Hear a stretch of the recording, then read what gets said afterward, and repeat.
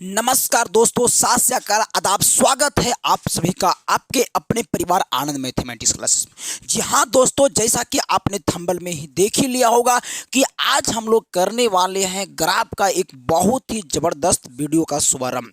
बता देना चाहता हूं कि आज के बाद आपको ग्राफ में कोई भी प्रॉब्लम्स नहीं आने वाला है। लगातार ये दूसरा वीडियो होने वाला, ग्राफ का पहला वीडियो हो चुका था, फिर भी मैं आपको इसमें भी विस्तार रूप से समझाने का मैं प्रयास करूंगा। आप लोग टोटली रूप से समझने का प्रयास कीजिएगा।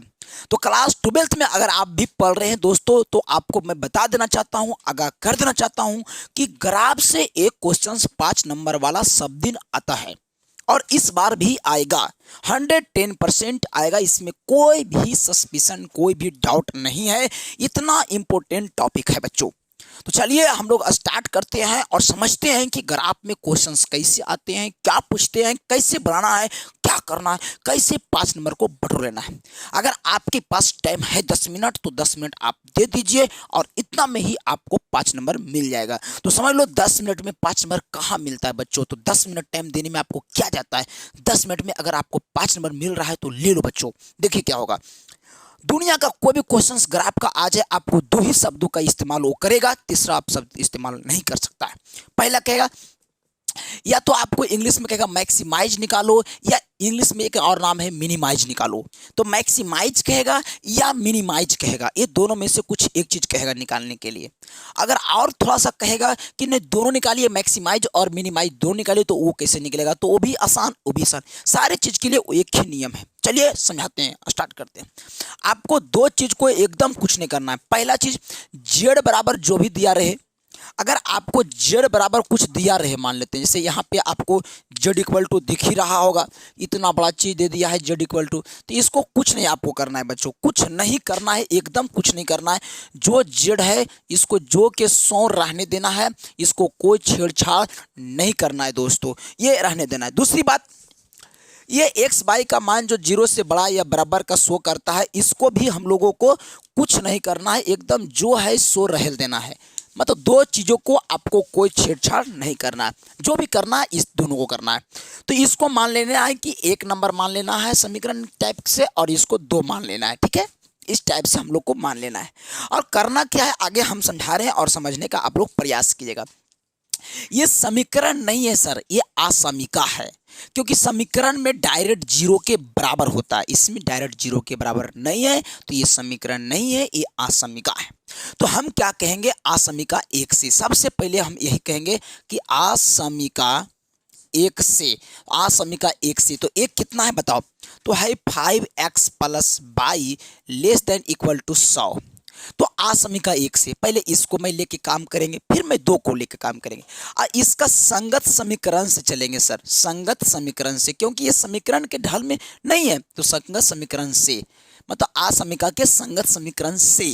ठीक है, हर एक क्वेश्चन में इसे चलना है। तो यहाँ लिखना पड़ेगा आपको 5x plus Y equal to 100, बस आपका हो गया कल्याण।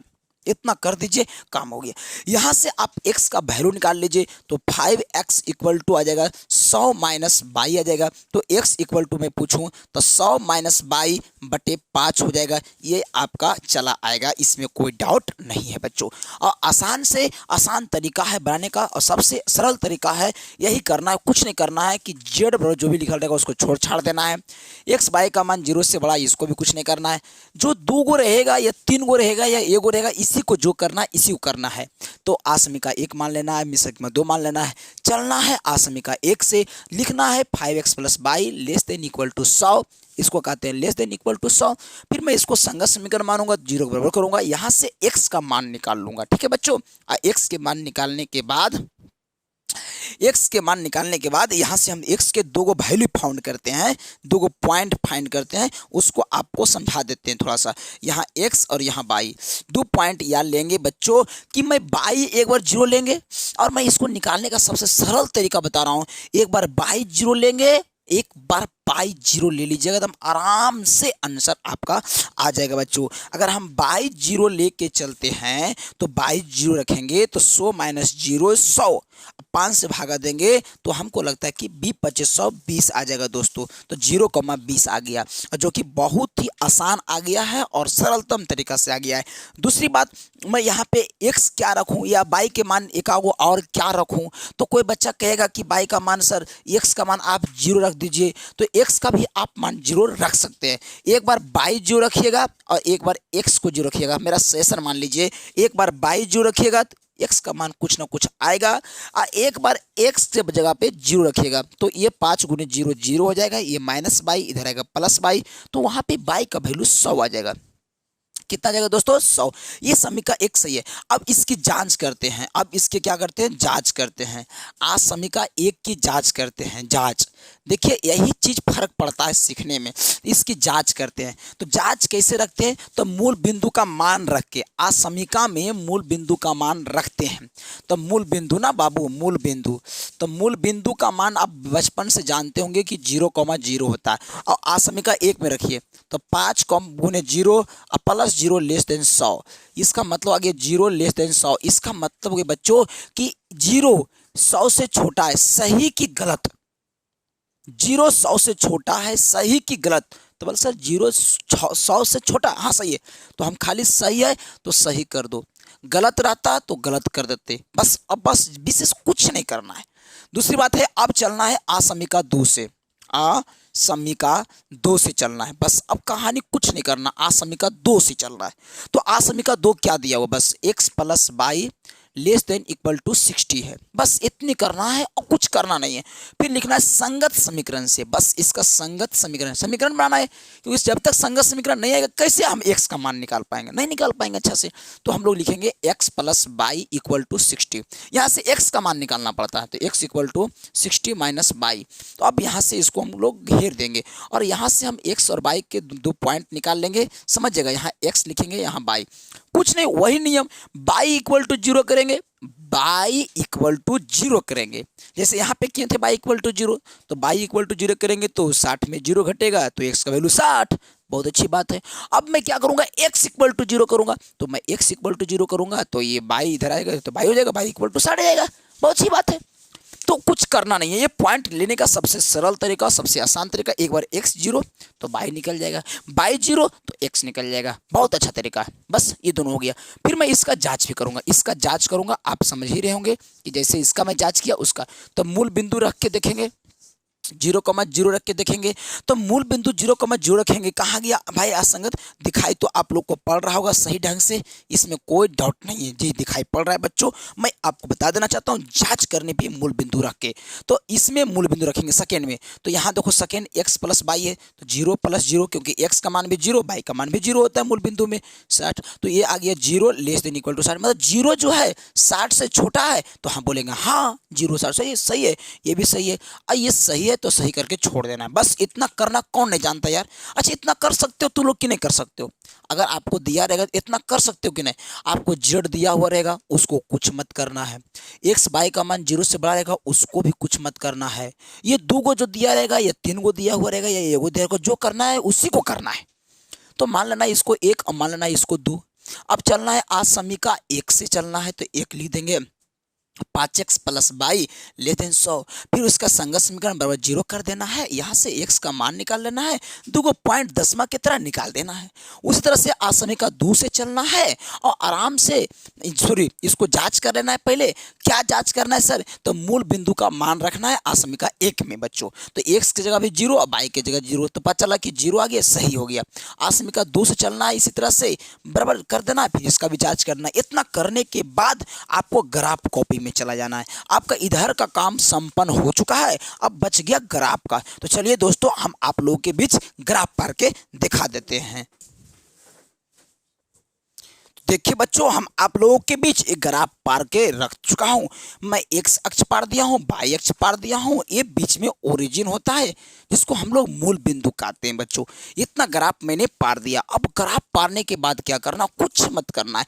ये आसमिका एक में जो दो पॉइंट निकाले थे डिब्बा में, और आसमिका 200 हल करने पे ये जो पॉइंट निकाले थे, बस इसी को वहां रखना है। तो पहले एक को रखेंगे, उसके बाद दो को मैं रखूंगा। तो पहले एक को रखते हैं। तो बताओ एक्स में एक्स का मान कितना है, 20 है। तो मैं यहाँ पे देखा एक्स का मान 20 100 तक आ रहा है। इसका मतलब है बच्चों कि हमको जो लेना है लंबा लंबा लेना है। तो लंबा लेने का हम लोग प्रयास यहाँ से करेंगे। तो ये और विस्तार करेंगे हम लोग, थोड़ा सा और इस ग्राफ को बड़ा लेने का हम प्रयास करेंगे। समझ गए ना? थोड़ा सा देखिएगा हम किस प्रकार से हम ग्राफ लेने का प्रयास करते हैं। इससे आप कुछ ना कुछ जरूर सीखिएगा बच्चों। हम इस ढंग से ग्राफ लेने का प्रयास करेंगे। और इधर मैं x लिखूंगा, इधर x डैश लिखूंगा, ऊपर y लिखूंगा, नीचे y डैश। ये ओरिजिन हो गया। मैं 10-10 के अंतराल में लूंगा। तो मैं यहाँ लूंगा 10, फिर लूंगा आगे 20 30 40 50 60 70 ऐसे करके लूंगा। फिर ऊपर लूंगा 10, फिर लूंगा 20 30 40 50 60 70 80 90 100 110 इस टाइप से लूंगा बच्चों। मतलब 10-10 के अंतराल में लूंगा तो अच्छा रहेगा। आप ले सकते हैं, आप आज़ाद है, कितना भी ले सकते हैं, कोई दिक्कत नहीं है। फिर मैं देखेंगे x कितना है 20, y कितना है 0। तो x 20 मतलब 10 20, y 0, यानी पहला पॉइंट यहाँ पे आ गया, पहला पॉइंट आ गया। दूसरा है x 0 y 100, x 0 लेकिन y 100 है। 10 20 30 40 50 60 70 80 90 100 यहाँ आ गया, पहला पॉइंट यहाँ पे चला है। अब ये दोनों को मिला देते हैं बच्चों। तो ये दोनों को हम लोग इस ढंग से थोड़ा सा बहुत अच्छे तरीके से, जितना अच्छा से आप हो सके उतना अच्छे ढंग से आप मिला सकते हैं।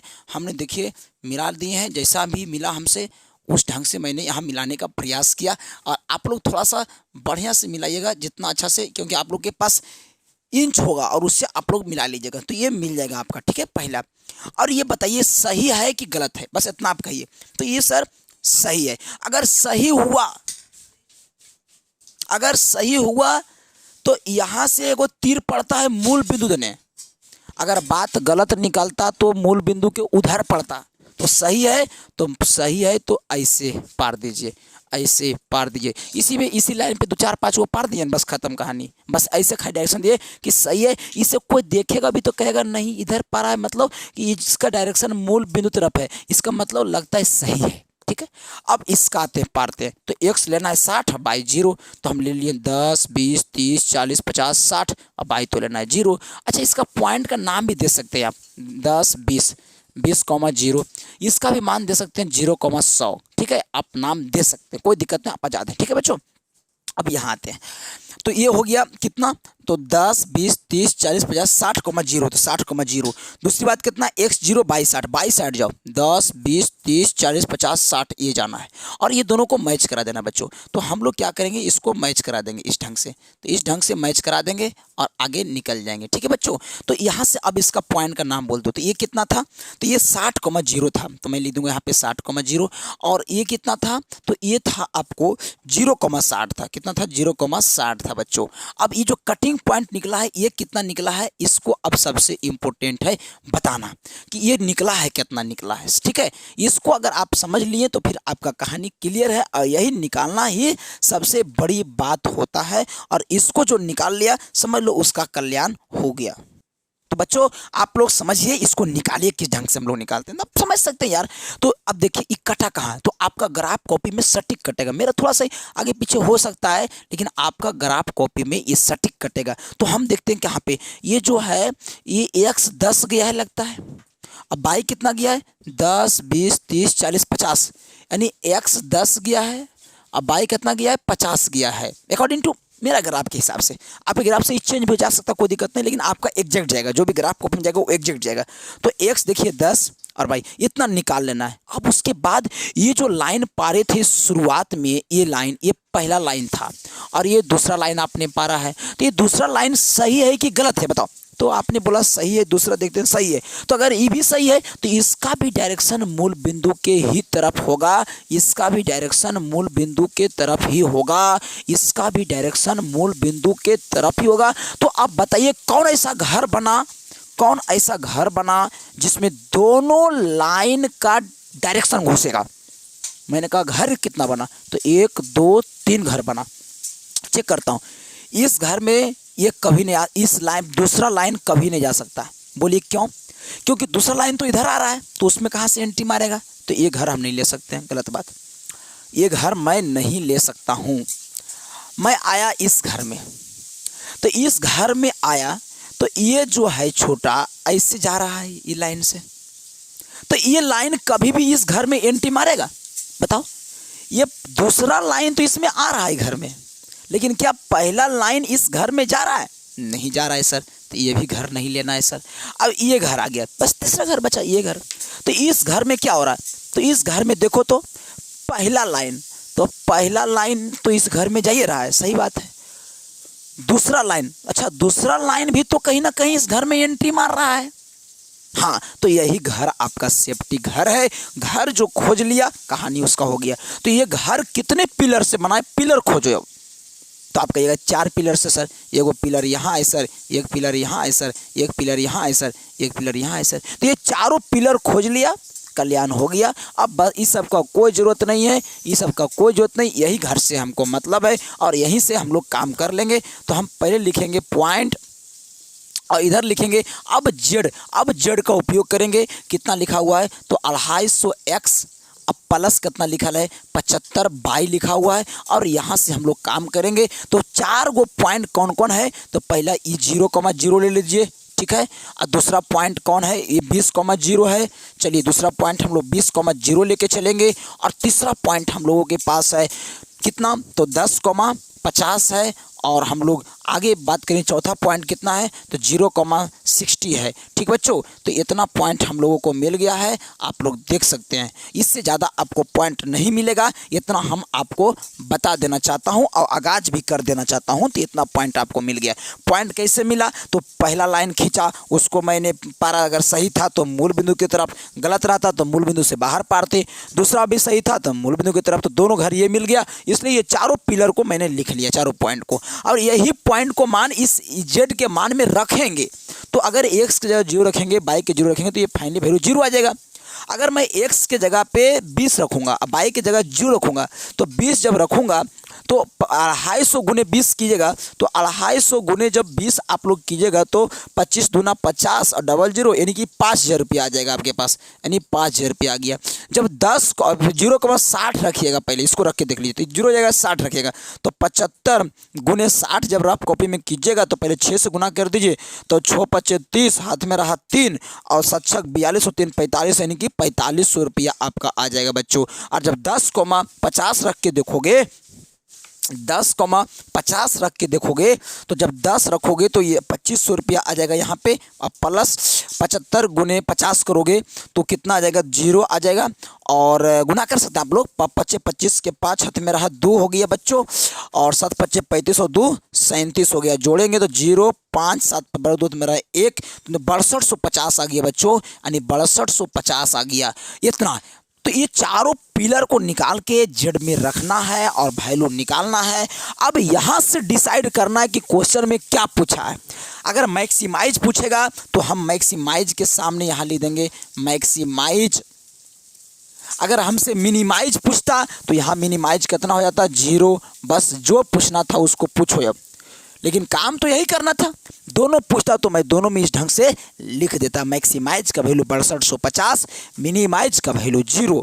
तो बच्चों इस टाइप का क्वेश्चंस आएगा तो आपसे छूटना नहीं चाहिए। एक बार फिर से रिपीट कर देता हूं बच्चों, आपका जेड का मान दिया रहेगा, इक्वेशन दिया रहेगा, ऐसे दिया रहेगा। हमको चलना है, आ समीकरण 1 लिखना है, ऐसे लिख देना है, संगत समीकरण कर देना है, यहाँ से एक्स का मान निकाल देना है, फिर एक बार वाई बराबर 0 रखना है, फिर एक्स बराबर 0 रखना है, जो भी वैल्यू आ जाएगा। फिर हम जांच करना है। जांच में क्या करना है कि आसमीका में मूल बिंदु को रखना है, तो रखेंगे तो यहाँ पे सही आ गया तो हम बोल देंगे सही। गलत आता तो मैं गलत करता है। इसका इस्तेमाल ग्राफ में होता है बच्चों, कि अगर सही रहता है तो मूल बिंदु के तरफ तीर पड़ता है, अगर गलत रहता है तो मूल बिंदु के अपोजिट साइड में तीर पड़ता है।